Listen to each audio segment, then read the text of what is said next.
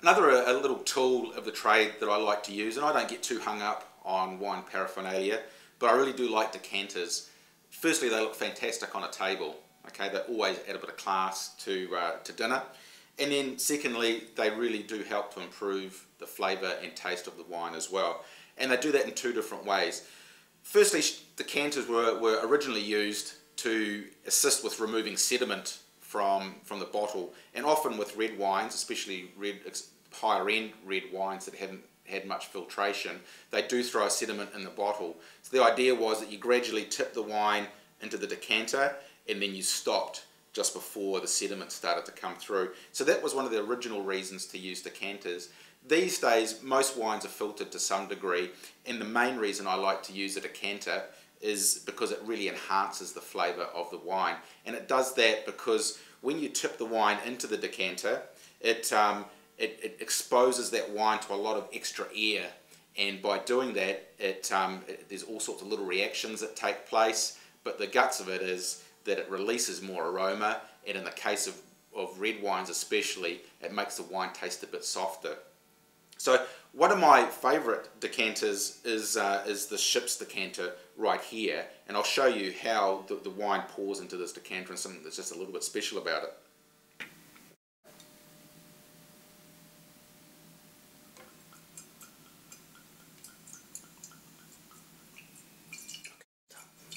You can see as the wine gets poured into this special ship's decanter how the wine travels down the inside surface of the decanter right the way around. It's quite a cool little design, and consequently we get much more exposure to the air, which is great for robust red wines.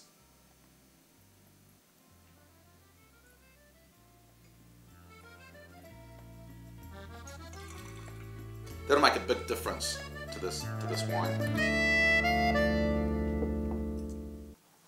Another useful tool of the trade, though I must say that the need for it's diminishing a bit, is the corkscrew.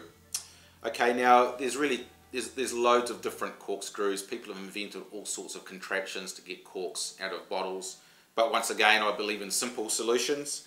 And I think probably the most important thing is that there's two different types of screw, if you like, that you can use to get your cork out of your bottle. One is a screw like this one here, which is just like the thread on a screw that you would use at home to screw something into a wall. The problem is that with a screw like that, when you put it into a cork, and often when you go to pull it out, all it does is it pulls out a hole of cork through the middle of the cork where the screw was. Just like if you put a screw into jib board and then pull the screw out, you'll be left with a hole in the jib board. The best solution, regardless of the design of the contraption, is the helix corkscrew. So that's your traditional kind of spiral shape, and that gets a lot of grip inside the cork and makes it much more effective to pull out. So regardless of, once again, of the design, this is a really popular design called a waiter's friend, which is a really good all-purpose corkscrew.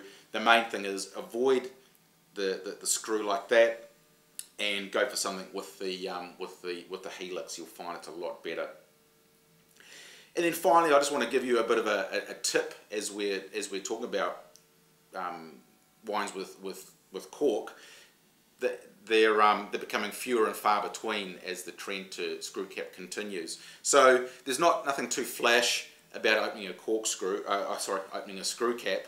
But one thing I will tell you is that often it's very difficult, or can be difficult, especially for some people, to open a screw cap like this, where you're just holding the screw cap in your top and you're trying to twist it. What I suggest you do is you grab the whole thing in your hand, the whole screw cap, and hold it tight, and then just turn the bottle, and then the torque from all the bottle does all the work. And it's very simple to open a screw cap that way. Just to hold the whole thing in your hand and turn the bottle, make the bottle do all the work. So that's my tip du jour for opening a screw cap bottle of wine.